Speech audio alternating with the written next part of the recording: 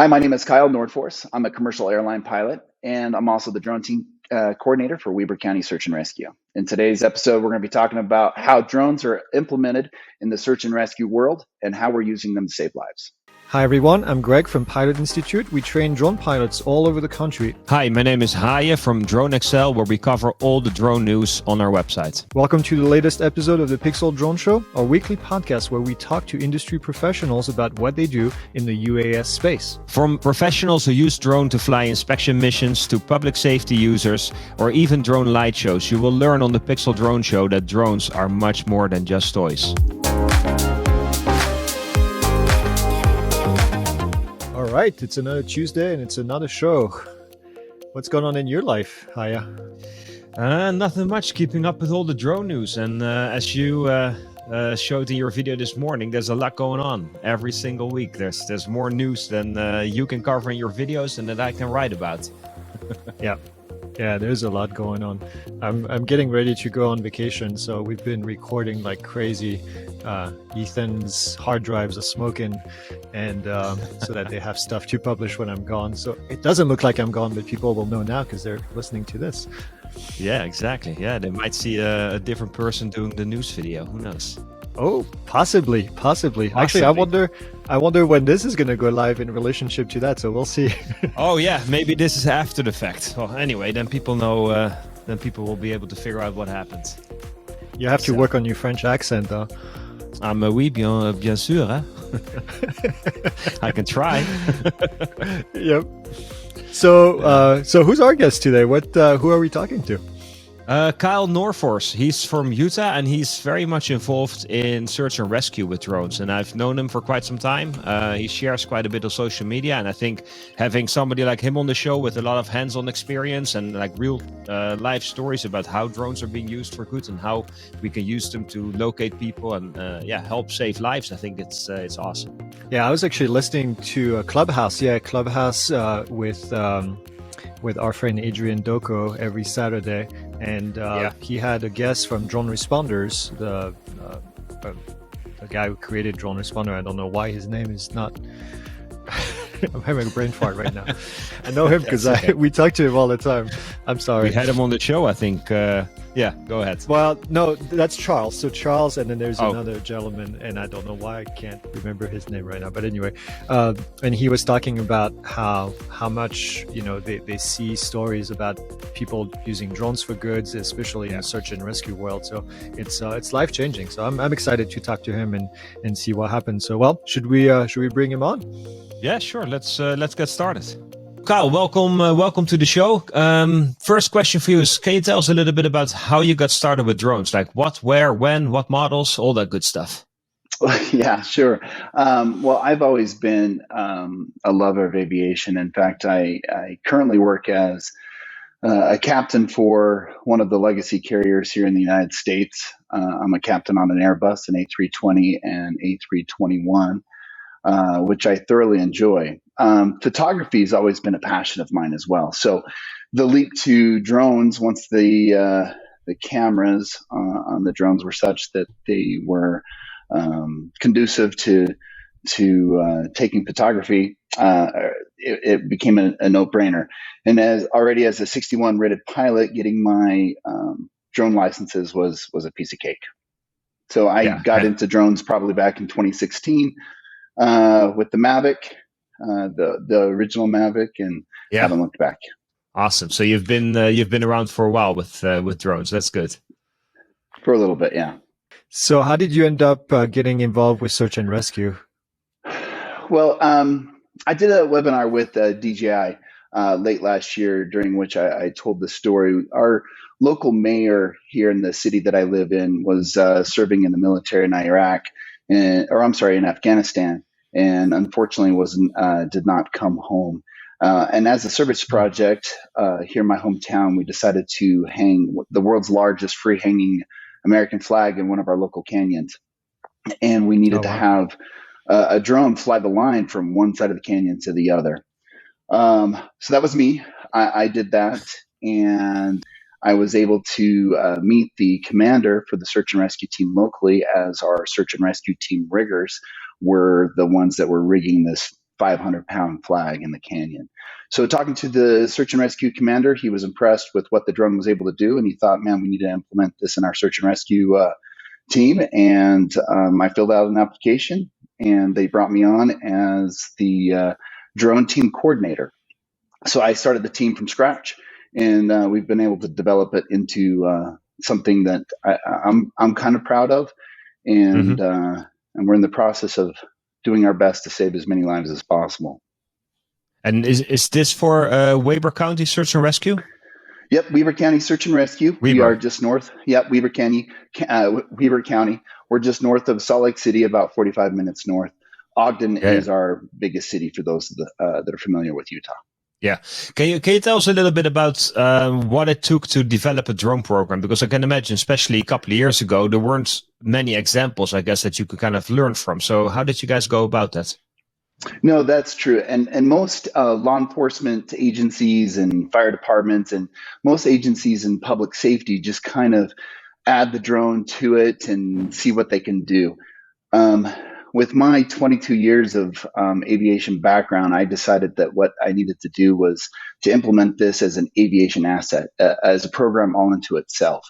Our search and rescue team is a little bit different than most teams in that we have specialty teams. So we're not a jack of all trades team. We don't have all of our team members experts in everything. We actually have expert riggers. We have expert divers. We have a motorcycle team, a snowmobile team.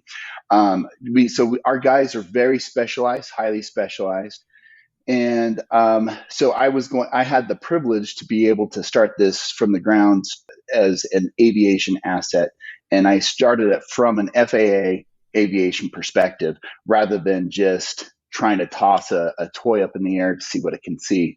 So I had that background, and that's the perspective that I took. And it has ended up paying dividends in the long run. So what's the day-to-day as far as the operation goes? Are you guys busy pretty much year long? I would guess, especially in the winter and the summer, is when you probably have the most customers per se. What does that look like on a regular basis? Yes. So there are at different times of the year, different teams get utilized more often. For example, in the wintertime, of course, our snowmobile team gets utilized a lot more than in the summertime. So just last night, as an example, we had a call out.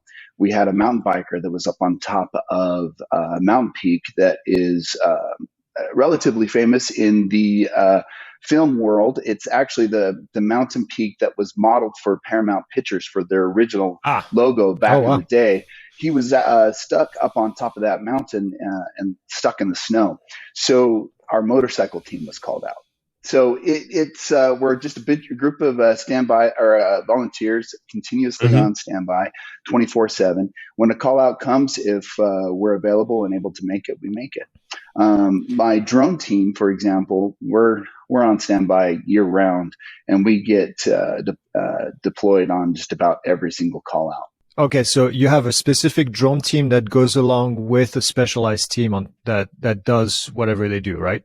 Correct. So the drone team is typically, if we don't have good coordinates or know exactly where the patient is, the drone team will show up on scene. We're usually one of the first ones there. We'll deploy the drone into the relative area or the area in which we think that he is. If we have a cell phone ping in the mountains, without able to triangulate those cell phone pings, a lot of times those cell phone pings are wildly inaccurate. So we toss the drone up to be able to get eyes on our patient. Even if we know where the patient is and are relatively certain of where he is, and he's given us, if we have communication with him, we'll still toss the drone up to be able to give our incident command a bird's eye view of what's going on. So then that way our ground team can have good, solid coordinates and also be abreast of what the situation is around and the conditions are around our patient. Yep. Can you tell us a little, because it sounds like when you say that the drone team is pretty much called up on in almost every situation, how many drone pilots do you guys have? How many drones? What kind of models do you fly? Can you tell us a little bit about how you guys are organized? Yeah, you bet. So as of right now, we have 3 full-time dedicated pilots that are just pilots on the drone team, where we're experts on just on the drone team. We're about ready to bring on a 4th. But what I've done with the other teams is that, for example, if we have a snowmobile call out and it's good 8 miles downrange, I have pulled individuals from the other teams and trained them, taught them the 107. They got their license, and we'll put like a Mavic 2 Enterprise Advanced in their backpack. So if they're downrange and they see a cliff face, or if they see something that's worth investigating, they can pull the drone out of their backpack and toss it up.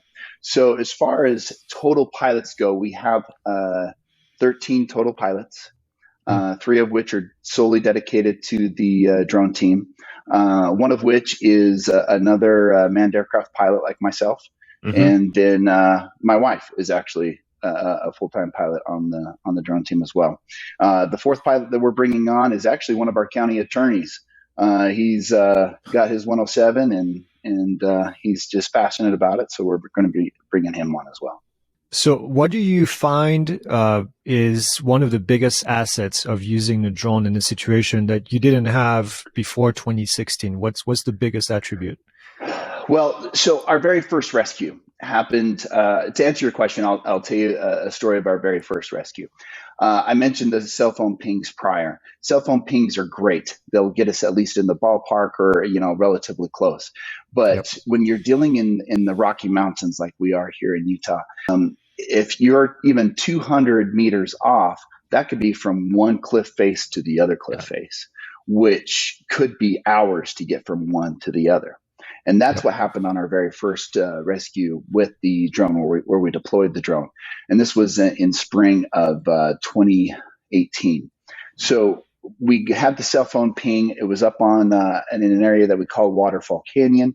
And we deployed our ground teams up into the area of the cell phone ping.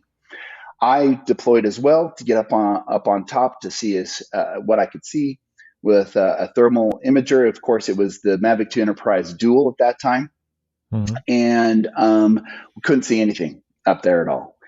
So Incident Command sent me to the next canyon to the south and the next ridge to the south to see if there was anything down there. And sure enough, in the process of searching the next canyon to the south, I saw a random light in the next canyon to the south. So almost two canyons to the south. I went to go investigate, and sure enough, there were our 3 lost individuals. They had, although they were in short sleeve shirts and shorts and tennis shoes, standing in an area where there was still some snow left on the mountain. The temperatures had dropped down to 31 degrees Fahrenheit, or just minus 1 degree C, and they were cold. They were very cold. So with that, I was able to get their coordinates, their latitudes and longitude, and we were able to radio that into our ground teams. After a quick battery swap, I tossed the drone back up, and with the spotlight, I hovered the drone right above the patients and put the spotlight in the direction of our climb team. And so they were actually able to see exactly where they needed to go. At that time, we didn't have mapping software or software to be able to deliver the exact lat longs to their cell phones. So that's the way we did it back then. And so that was the big thing that we're able to do with the drones, is if we're able to confirm and find our patients long before our ground teams even leave the parking lot. And what that does is that on that particular rescue in particular, for example, if we didn't use the drone or didn't have the drone, it was assumed by the professionals and the EMTs that were on the scene that as they arrived to those patients, if we were just even a few hours later, they probably would not have made it off the mountain. So it's time saving and it's life saving. Yeah. Can you, amazing. For the people that aren't familiar with Weber County, can you describe to us the area, the lay of the land, the weather conditions, like the kind of challenges that you deal with when you're looking for missing people? Well, given that we're in northern Utah, nestled right up against the Rocky Mountains, we have 3 different ski resorts, one of which is where they had the Winter Olympics in 2002. So we have very steep terrain. We have very high terrain. We have a couple lakes. We have mountain rivers and streams. We have these streams are such that we have a lot of water rafting and kayaking that go down them. So the city itself, our main city, is nestled right up next to the mountains, and there's about a 7,000 foot scale difference from the valley floor to the peak of the mountain. It's a very beautiful, pretty area. I'm not originally from this area, but once I moved up here, I fell in love with it, and I don't ever want to leave. So it's a vast area up into the mountains. We also have a lot of snowmobiling terrain, where it will be just flat rolling hills up and we're talking about 7,000 feet above ground level. I'm sorry, above sea level, that just go on for miles and miles and miles. As far as the exact square footage or how big the county is, I don't have that number right off the top of my head, but it's a pretty good sized county. But it's a pretty challenging environment. It sounds like if you have to look for people and it gets dark or it's winter and Yeah. So we have, of course, we get, since we have the ski resorts, we get a lot of snow, and we do have all 4 seasons. And today should be hitting 90 degrees Fahrenheit. So we get all 4 seasons and all the extremes.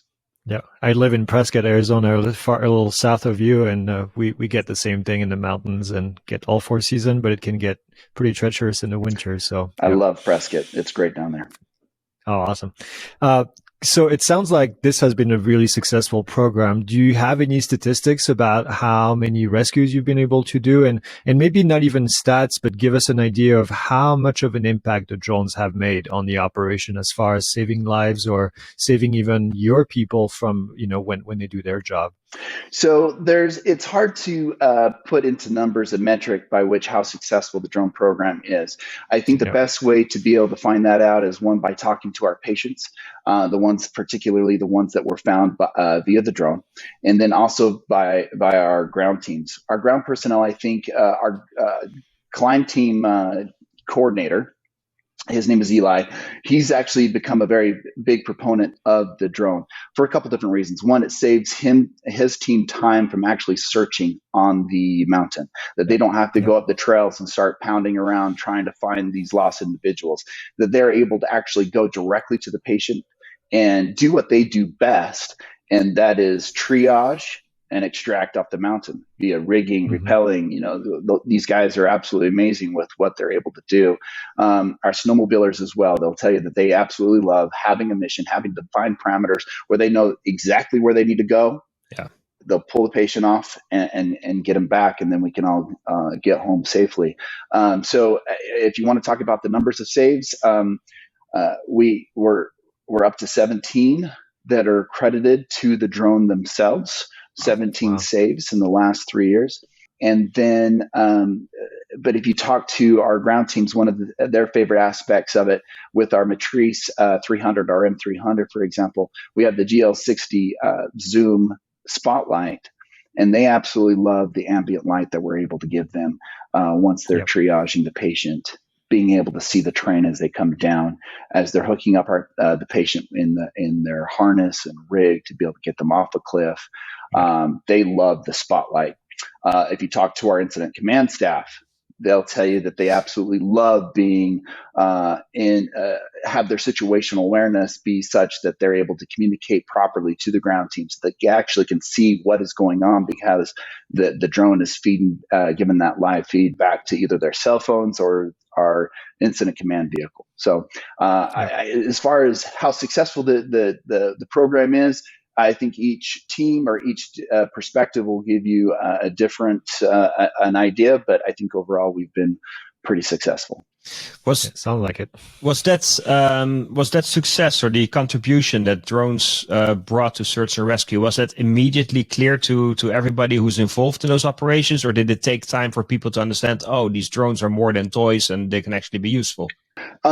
No, for us in our particular county, we were lucky in that our very first call out was those that rescue that I was speaking of earlier, of those 3 lost early 20s men that were cliffed out and 2 canyons to the south of their original cell phone ping. So we were able to direct our ground teams, and everybody that was on that rescue was an immediate believer. Prior to, it was just more of, this little photography drone, what is it going to do? Most of them didn't even know that they had thermal capabilities or the range or the potential of what they could do. So after that first rescue, it was immediate for our search and rescue team.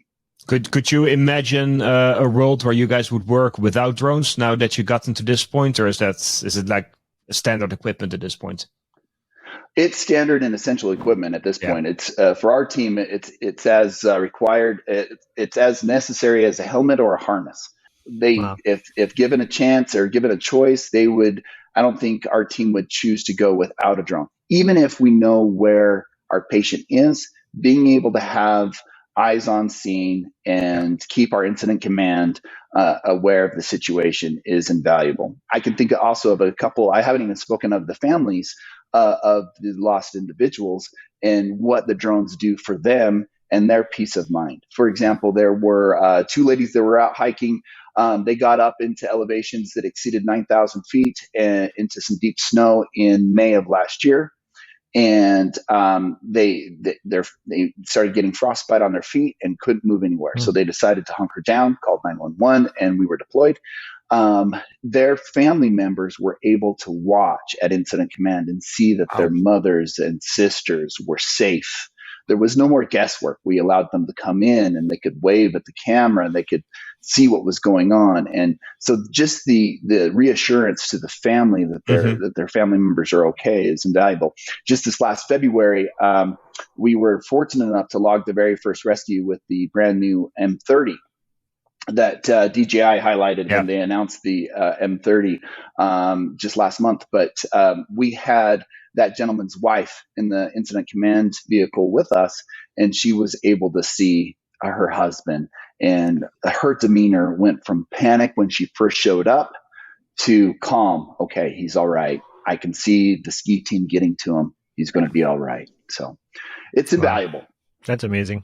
That's amazing. So what makes, this is actually a perfect transition to my next question. What makes a good search and rescue drone? What are the features, the things that you're looking for when you're about to purchase a drone?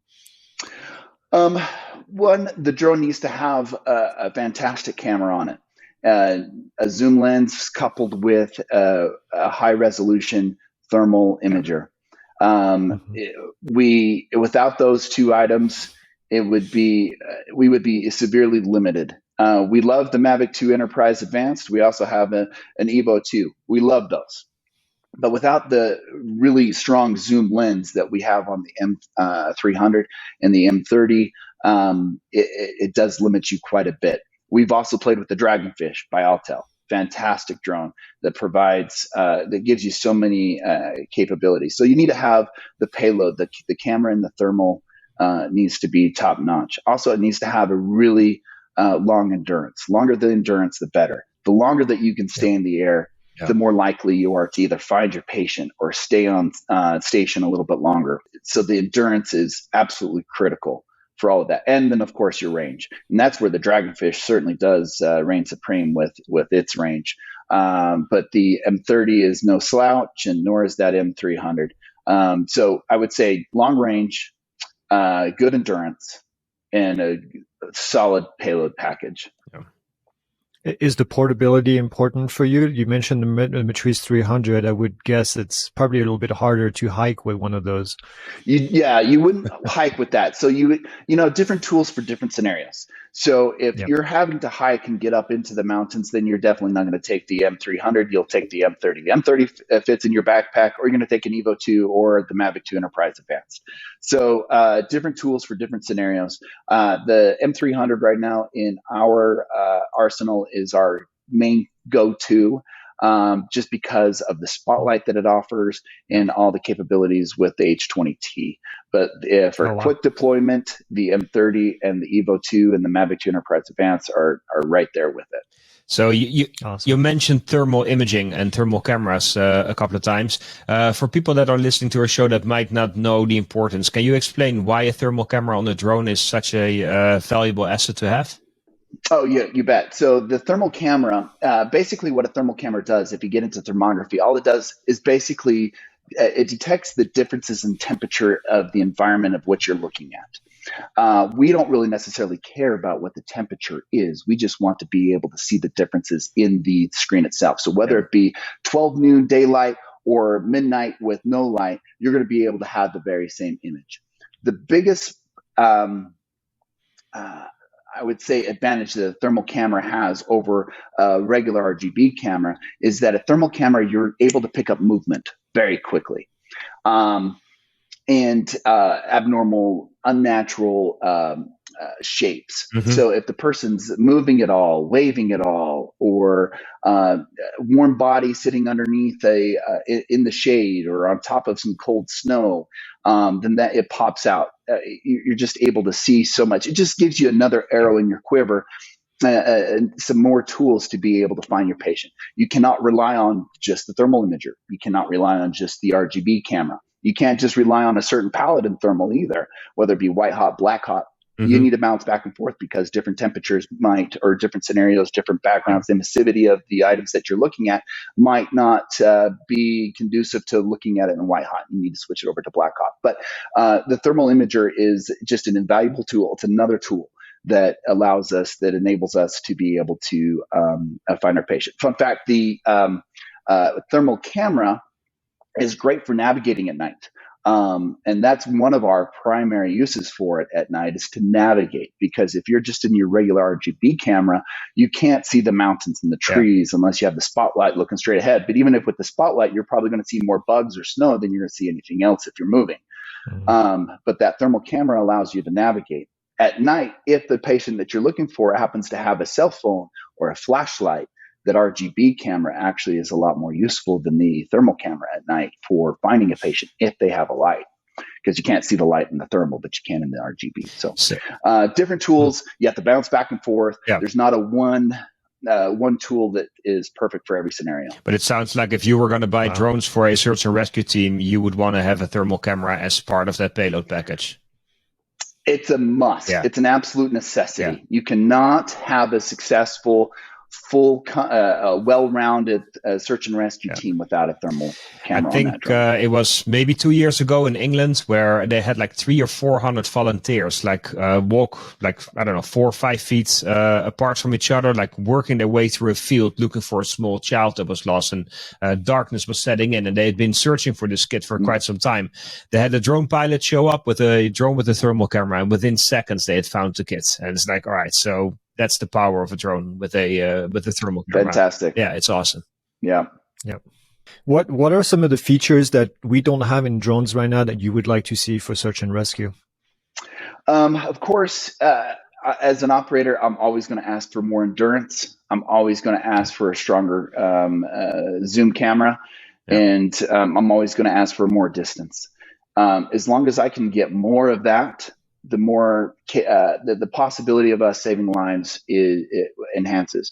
Another thing that I would really like to have, and I've spoken to the engineers at DJI, and I've reached out to Autel about this, is let's talk about the M300, for example.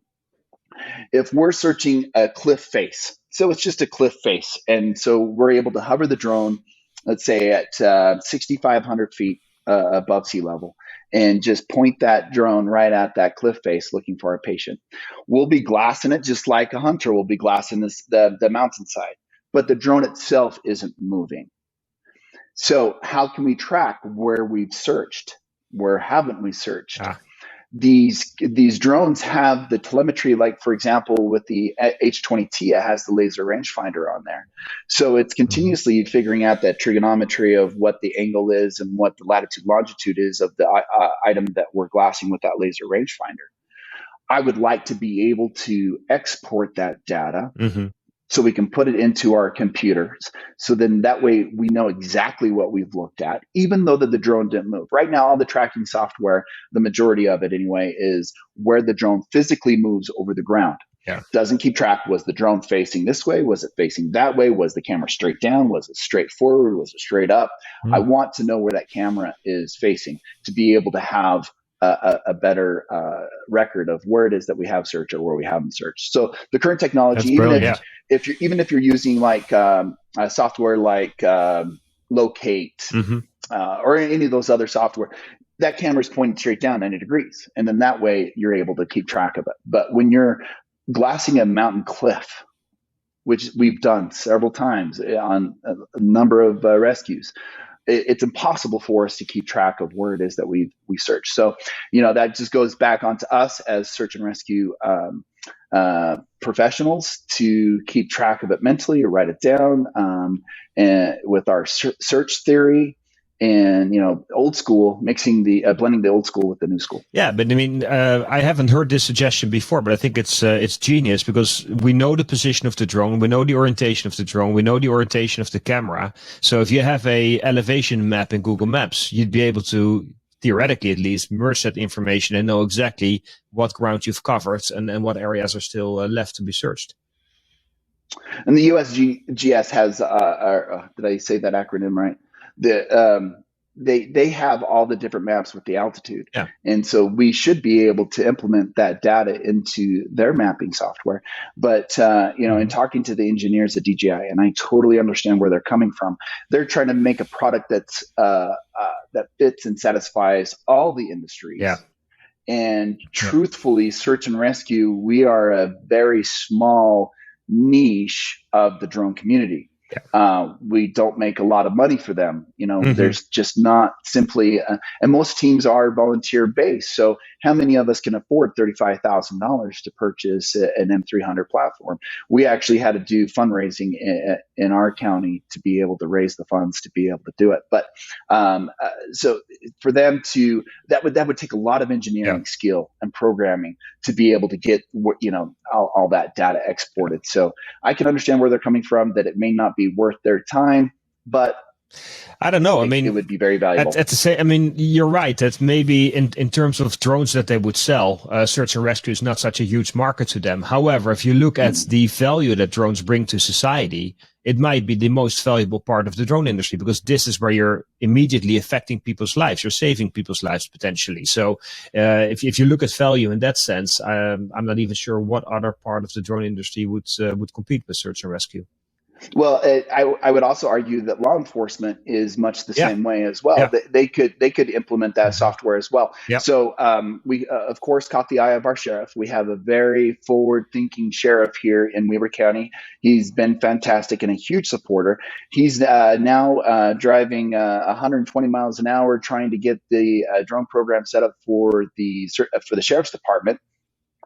Including dropping a lot of money for a command trailer, a van that we couldn't be more excited for. But let's paint the scenario for law enforcement. If they are at Chula Vista, for example, as well, down in the San Diego area, if they're in hot pursuit of someone, that drone may not be able to fly. They might choose not to fly over someone's private property, so they're going to stay over the streets. So in post, when they're trying to prove that they did or did not see certain things, if they had that telemetry as they're chasing the perp, then they will be able to document that and take it to court, or at least to the private citizens. Or I know Chula Vista, they do a fantastic job. Their police department, they do a fantastic job down there with their with keeping everything public and public knowledge. They have the policy that whenever they do a return to home, that gimbal goes right back to center, does not look down, does not look at anything else, and that's what they've promised their citizens there. But if they could document that and actually have the telemetry to prove that that's what they're doing, I think that would be invaluable to law enforcement as well, not just search and rescue. Going back to the ideal search and rescue drone for a second, the ability to hand over the controls to a second pilot who's positioned somewhere else, how important is that for you for search and rescue? So we have ran that scenario several times in training, where we'll put a smart controller using the M300, for example. We'll put one of the smart controllers in our motorcycle team's backpack. So we're painting that scenario where we want to be able to glass an entire mountain peak. And let's assume that we have enough battery power to do it. We'll put a pair of batteries in the backpack of one of the motorcycle or snowmobile team with a smart controller. They'll go up on that peak, wait for the handoff. They'll take the drone over, finish the search grid, pass it back over to me. I'll bring it down and land. It is a scenario in which we've trained for. We haven't actually encountered yet, but as soon as we do implement that technique, I'll be sure to let you guys know and share the videos. Yeah. But where the most value comes with that second controller is the gimbal operator. So you can have the pilot, going back to the way in which we've set up our drone team here in Weber County, we try to implement the same rules and regulations that we have in the airlines, in that we try to maintain a sterile cockpit. So our pilots and our gimbal operators are isolated. We have someone that will run interference and not allow other people, spectators, passerbys, to come up and talk to the pilots, look over their shoulders, interrupt them. Because when the drone's up in the air, we have potentially it's above our patient, above our ground teams, above other hikers. So we want to maintain the highest level of safety possible. So having that pilot focused on piloting the aircraft and not having to worry about operating the gimbal and also doing the searching at the same time increases our level of safety significantly. So then we have our gimbal operator that is working with the pilot in tandem, and the gimbal operator, with that second controller on the M300, for example, also capable on the M30 and the Dragonfish. You're able to that person is able to focus on just searching, not having to worry about where the drone is, what the telemetry is, or needing to maintain any kind of situational awareness when it comes to piloting the drone. So by dividing up those responsibilities, we feel that our level of safety goes up significantly. Just like what we do in the cockpit of these commercial airliners. 2 pilots, always. And each pilot, he or her, have their own duties depending on the flight segment, depending on what leg it is. Both pilots are capable of flying and doing all the pilot monitoring duties. And so that's what we do as well here. Yep. Sterile cockpit and crew resource management. That's the key. Yeah. CRM is huge. CRM is huge. And I've found that a lot of people are starting to implement it. It was started by, if I remember right, United Airlines back in the 70s and became mainline in the 80s. And it was developed by the airlines, CRM, crew resource management. And even today, whenever we have our our biannual trainings in the airlines, we pound that CRM into us using all of your resources, whether it be your dispatcher, whether it be the pilot sitting next to you, whether it be the flight attendants, whether it be the air traffic controller, whether it be the operations manager. And search and rescue, that's going to be our incident commander. That's going to be the person that's running interference for us. We call him our air commander, whether it be your gimbal operator, whether it be your spotter, whether it be the person that is in the incident command trailer looking at the big screen as our squinter, as an additional eyes on the screen to help us search. So utilizing our every resource that's available to you, having your VO look up the weather report if there's a storm rolling in and keep you updated on what the weather conditions are. All of it is invaluable with CRM. So thank you for mentioning that. 100%. Yeah, I have a course on FAAsafety.gov that we built with the FAA on just that CRM for drone pilots, and it's so important. I think it's very often overlooked by a lot of people because it's concepts, right? It's a lot of concepts, this CRM thing. But you're an airline pilot, so you understand all that and how important that is. Well, and not to get me on a soapbox, I hear there's some other podcasters and YouTubers that like to brag about the safety record that drones have. And the comparison to compare drone safety to manned flight safety is just an oxymoron and just ridiculous on its face. So you go grab any drone pilot, they're probably not even going to know what CRM is, because to them, the drone is just a toy and camera. It's a flying camera and they just want to have fun with it. But from a manned aircraft's perspective, you're occupying the very same airspace. Yeah. And it's shocking to me when I'm on these forums or on the Facebook pages, like the commercial UAS Facebook page. And it's shocking to me how little drone pilots actually know about the airspace that they're occupying. And CRM is so very important. Education is so very important. I'm a big proponent of what you do, Greg, and the products that you put out. I think that they're fantastic. So I just wanted to commend you for all of your efforts and what you do. Yeah, I appreciate that. I'm like you. I sit in the airplane every once in a while, and it's important that people understand that it's, like you said, not just a toy flying in the airspace. It's so much more than that, and it can become so much more than that to the people that are flying in the airspace. So yeah, we got to play with that. But that kind of brings me to my next question. All of this program, you probably had to deal with the FAA and work with the FAA. How has it been working with them and maybe getting waivers, or how do you operate right now? Everything under Part 107? Do you have a COA as well? How does that work?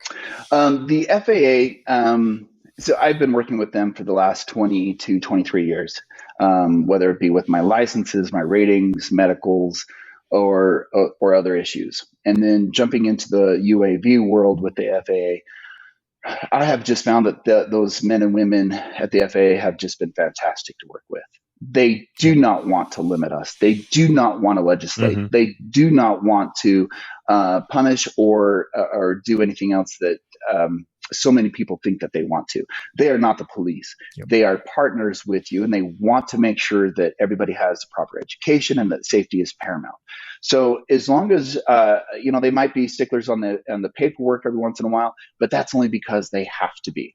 And as long as you approach the FAA with that perspective, that they are just their number one goal is to maintain the safety of the airspace, not only for the drones, the pilots, the passengers in the air, but also for the people on the ground.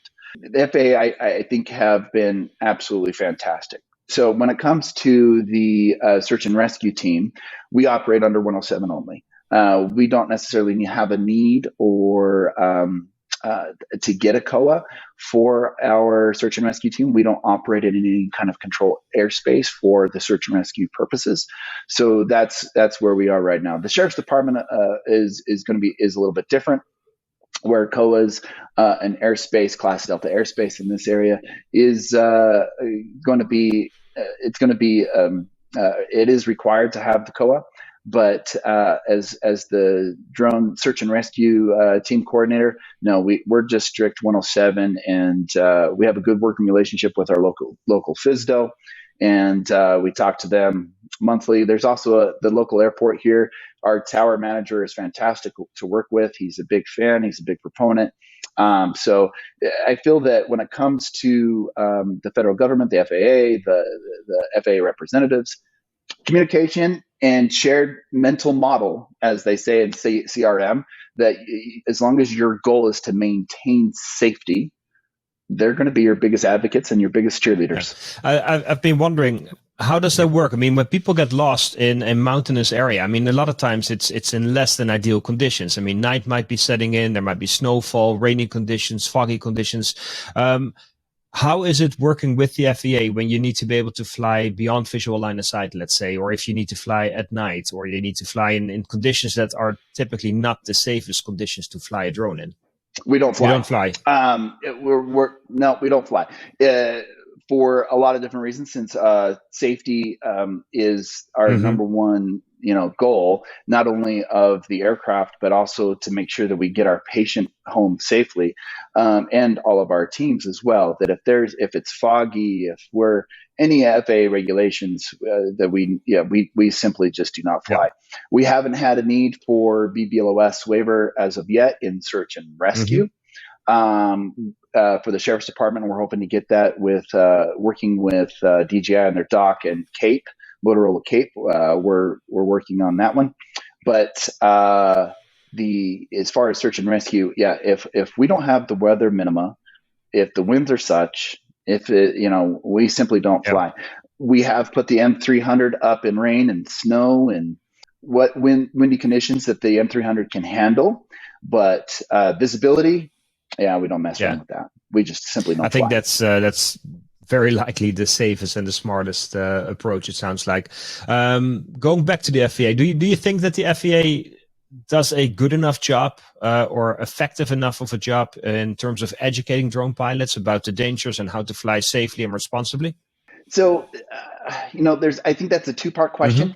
I think the first part of that question, we need to understand where the FAA is coming from and the deal that they were dealt, the hand that they were dealt with drones, because the industry has moved and progressed a lot faster than the FAA has been able to keep up with. So the drones came on scene long before there were really any kind of regulations. They're still trying to figure all of this out right along with us. So, given the fact that they're a government agency and a big one at that, it's like a cruise ship. It takes a while for it to pivot.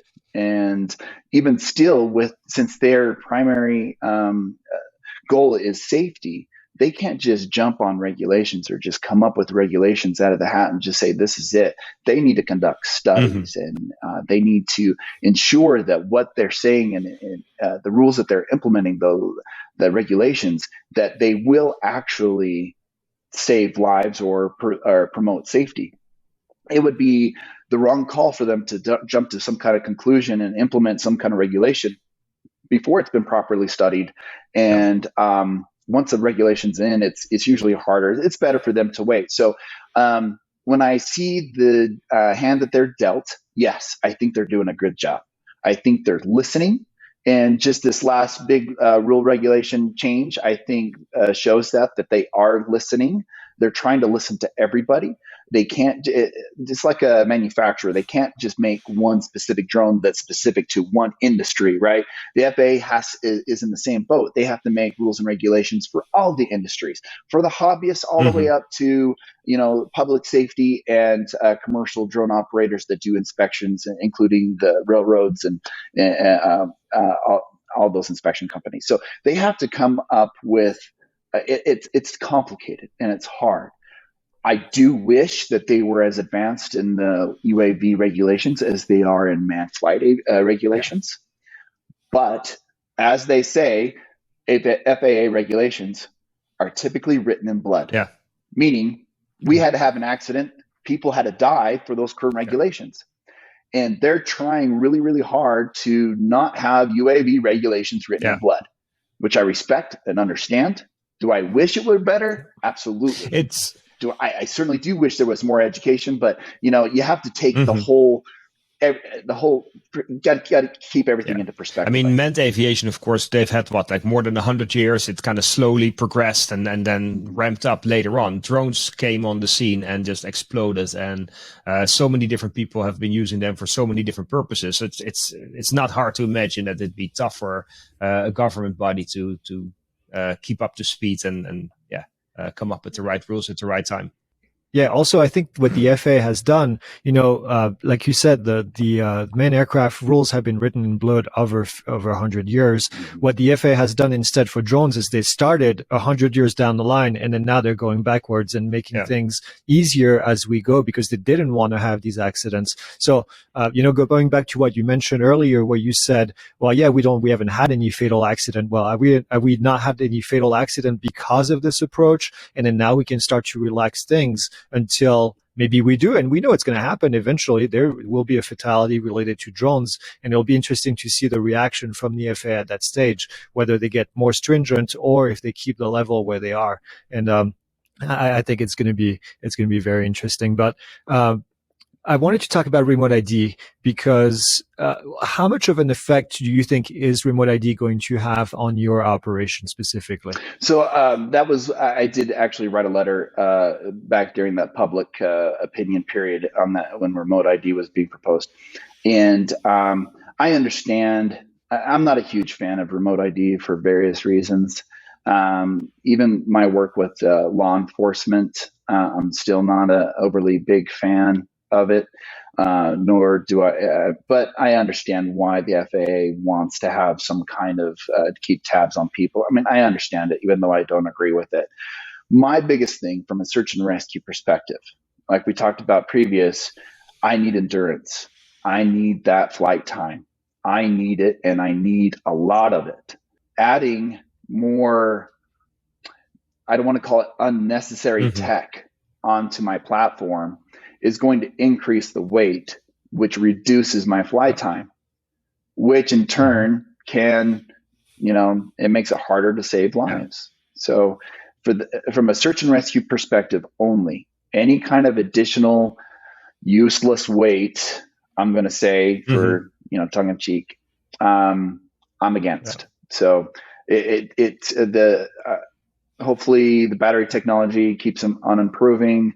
The drones keep on getting lighter to be able to compensate for it, but I'm not a proponent of putting any unnecessary tech on my platforms. I can totally understand where you come from. I mean, the whole development and implementation of remote ID is already like a multi-year process for an organization like the FAA.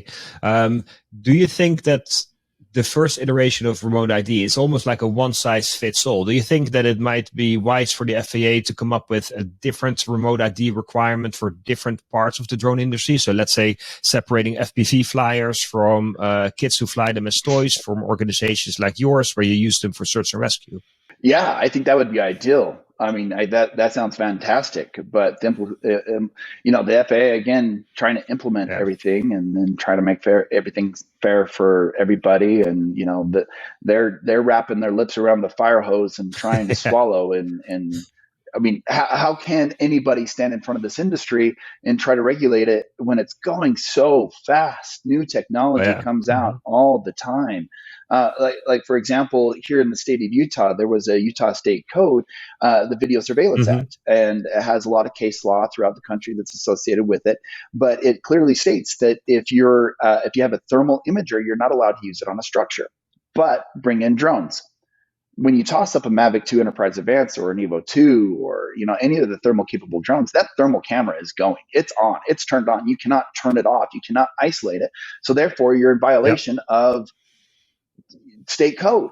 So we actually had to approach a state congressman, to try to get that changed, to bring the regulations up to the technology. And I think it's a mad dash. I bring that example up as a general example of it's so hard to make regulations today for the technology that'll be coming out tomorrow. So it's hard. I don't envy their job, their position, but please just don't make my drones any heavier. I need that endurance. Well, so let's go to the next topic, which is make your drone heavier or make you not be able to use your drone at all because of regulation, like what we saw in Florida, where DJI drones and hotel drones specifically are not allowed to be flown for state type of for government work, right? Let's put it simply. Are you afraid of this happening either in your state or something similar where you wouldn't be able, your entire fleet would be grounded all at once? That would be catastrophic for you. It would be. But given the fact that we are a volunteer network, we are not state employees, we're not state employed, I think we are going to be okay in that sense. However, it is my opinion, and this is my personal opinion, those regulations that say that you cannot use they're unfounded. The concerns are unfounded. They are baseless. I have plenty of opinions on it, but I will say this: that policy, using only blue drones, is going to cost lives. It is you're putting an inferior tool into the hands of professionals and saying good luck, where there is a more capable tool and saying that they'll be able to use to go save lives. If I was forced, now I'm a big proponent. I want all U.S. manufacturers to be successful. I want them to come up and be able to compete with the foreign manufacturers. But the truth is simply they're just not there. Price point's not there. The quality's not there. The range, they're just simply not there. But I want them to be, but they're just not. So by limiting professional tools, just tools, on hearsay, just false accusations, is criminal in my mind. But that's just my own personal opinion and does not represent. But we are very much interested in your opinions because you are a experienced professional drone pilot who uses drones to save lives. So I think your opinion matters a lot.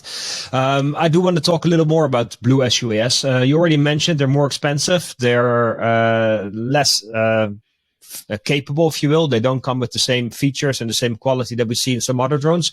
How much of an issue is that for volunteer organizations or organizations where budgets are limited and they need to go through an entire process just to be able to get, let's say, two DJI Mavic 2 Enterprise drones? I mean, how much of an issue is it when you're now forced to get into drones that are more expensive? Well, as a volunteer group, I don't think they will be forced Hmm. into that. I think the regulations, I could be You're right on that. wrong Yeah. on that, but uh, yeah. So the volunteer group, you are, if it's your own personal drone, and then you're Yeah. welcome to get whatever you want. At least I can only really speak for Utah and for Weber County. And so for our M300, our DJI, there was when we got it in 2020, we fundraised all of 2020, and we were finally able to purchase it. It was done via those fundraising monies, and it's owned by the volunteer group, not by the county, not by the state. So as of right now, I don't think it's too much of an issue, and I hope it remains as such. And shame on any congressman or legislator that falls into the politic trap to implement those Yeah. regulations. And I certainly hope that trend does not How spread. about police departments, fire departments, though, where they are dealing with either state funds or federal funds? Yeah, same boat. Thankfully, we don't have that issue here. But if all we could have, I'm not going to name any U.S. manufacturer drone, but if we were forced to only use those, the drone Yeah. programs wouldn't launch. They would not be as successful. It just would not be an asset or a tool that would be any more than just the toy that of what the drones were 5 years ago. So. I mean, they're years and years behind. So I do think that it could be a problem for the law enforcement. It's just delaying everything. And like I said earlier, and I will stand on this principle. It is costing lives. It is putting lives at risk. And so we see BlueUAS version 2.0, where we see more manufacturers, more capabilities, which is, I think, a step in the right direction from the 1.0 version. But I personally believe that the answer is performance-based rather than country of origin. So as long as the drone can perform to certain standards, then it should be allowed to be used. Is that the solution? What is the solution to solve this problem that this industry has at the moment with these battles of country of origin? How about just having evidence of the accusation? That's If you're gonna come out and accuse a manufacturer of doing something, please provide the truth. If you have an outrageous claim, you need to have outrageous evidence to back that up. Don't just come to the table with rumors or hearsay or speculation. So how about let's have it be evidence based? Yeah. Just like I'm a big fitness and nutrition nut. Lane Norton is one of my favorite guys on YouTube that talks about nutrition. He's a PhD in nutrition, and he continuously says, facts don't care about your feelings. You have to be evidence based. And if you're going to come to the table with an accusation, you're going to accuse the Chinese manufacturers of stealing or spying on us, then please prove it first before you implement any kind of laws and regulations. And if any country, I don't care if it's China, Germany, I don't care what country it is. If they want to spy on me, taking care of my neighbors, then go for it. I don't care. I can understand it for the military and stuff like that, but if we're taking care of our own, I think the whole concept is ridiculous on its nature because it's faceless, it's factless. It has no merit to the argument. I hear what you're saying, and I'm inclined to agree. Innocent until proven guilty, right? But I don't have any strong opinions on the matter. I apologize. All right. It's all good. We've been talking about this a long time with Haya and other guests, and I think it's a general feeling in the industry. So there's two camps, but one is pretty prevalent. Well, what if they said that we could only fly aircraft that were only built here in the United States? That means no Airbuses. And in my opinion, having flown both Boeing and Airbus is superior. There you go. But no, I agree. I mean, I think if you, with the BlueUAS program, they almost create like this protected artificial market segment, and you pay. I've seen numbers where they say up to 7 times more for a drone that delivers less. So it's way more expensive. And I think when lives are at stake, as you have with first responders and search and rescue, you need to be able to get the best tools and also at the lowest price. Not because you necessarily need a cheaper drone, but it will allow more organizations to get their hands on these drones and therefore help save more lives. So I totally agree with your statements, and I understand where you come from. We're getting towards the last part of this interview, and I'd like to focus on, how can we promote drones? How can we educate people, especially when it comes to search and rescue? Do you have any ideas or best practices or places where people can go to either learn about drones or to learn about how do you start your drone program in, let's say, another organization in another county? Well, there's that one website, Pilot Institute, that I hear is pretty good.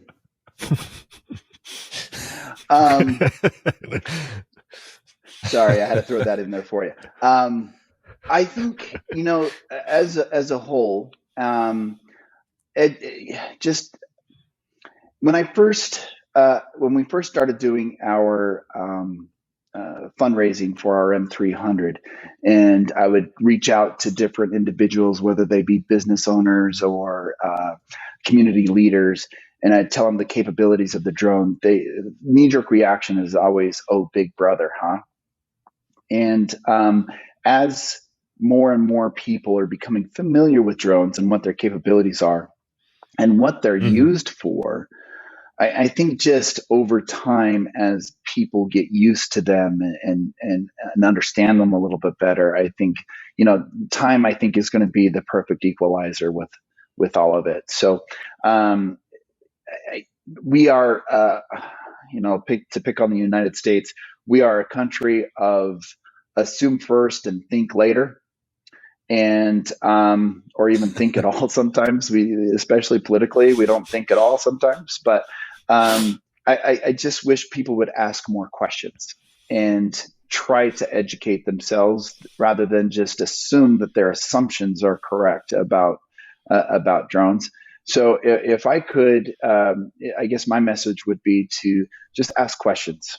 Call up your local police department, fire department, reach out to your local search and rescue team, reach out to professionals in the field, whether they be educational platforms like Pilot Institute or other people that are prominent on YouTube, whether they be reviewers. Just, reach out to people that are experts in the field. Actually, this is another soapbox of mine. I think one of the reasons why drones haven't taken off in the public sector quite like they probably could have is because they haven't reached out to aviation professionals. You can be an expert in drones without being a professional or an expert in aviation. And I think if there were more aviation professionals in the drone industry, I think that would propel and help the industry out quite a bit. And I recognize my bias in that, but it has been my experience. When I'm helping other search and rescue teams, I have traveled across the country helping other search and rescue teams set up their program. And those that have an aviation professional, whether they be just someone with their PPL or a CFI or even an airline pilot that's there or a former military pilot, they are a lot more successful in launching the entire program because they understand the industry, they understand the airspace, they understand what it takes to maintain safety in the air. So I think that talking to an aviation professional, I think, goes a long way. Yeah, thank you for saying this. This is something we've been faced in my line of work. Obviously, we educate people, and we do find we're trying to make drone pilots aviators, and I think that's the word, right? When you have someone who's been in an aircraft and has been in that airspace, trying to make them understand like an aviator, not like I'm saying drone pilot, it sounds diminishing, but it's not.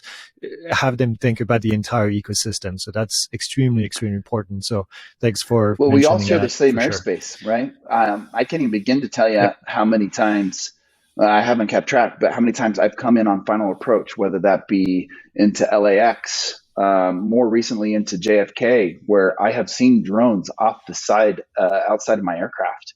And it scares me to death that there are drone operators that are not acting as aviators and tossing their drones up in unsafe scenarios. And it just, all it takes is just one. Just takes one. It comes to mind that that gentleman down in Las Vegas that lost control of his drone and it landed right on the taxiway at McCarran International. That kind of stuff scares me to death.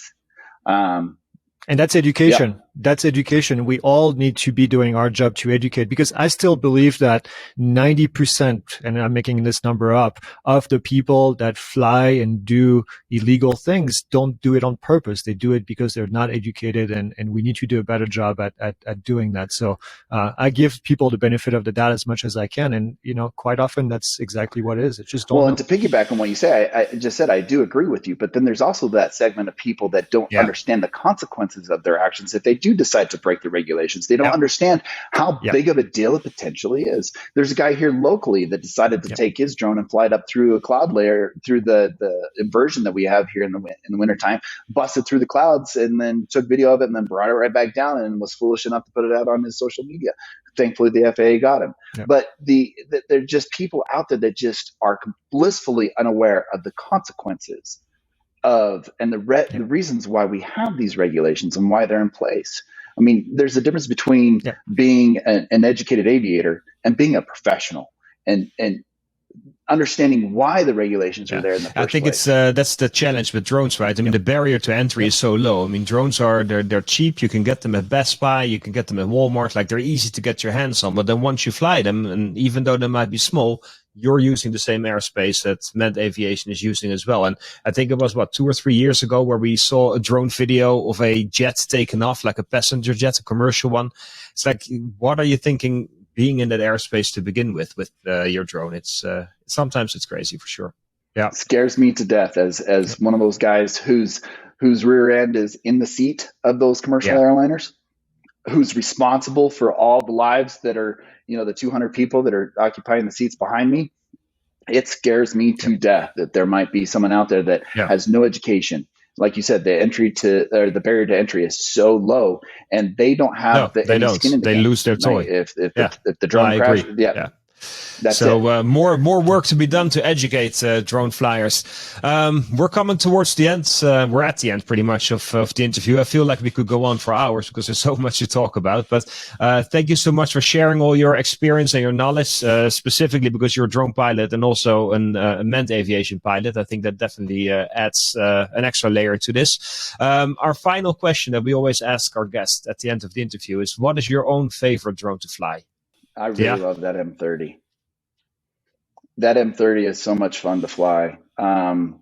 It's quick, it's responsive, it has so many capabilities. That M30 it's a lot of fun to fly. Of course, FPV drones are always a good time, but there's just something about that M30 that maybe it's the controller.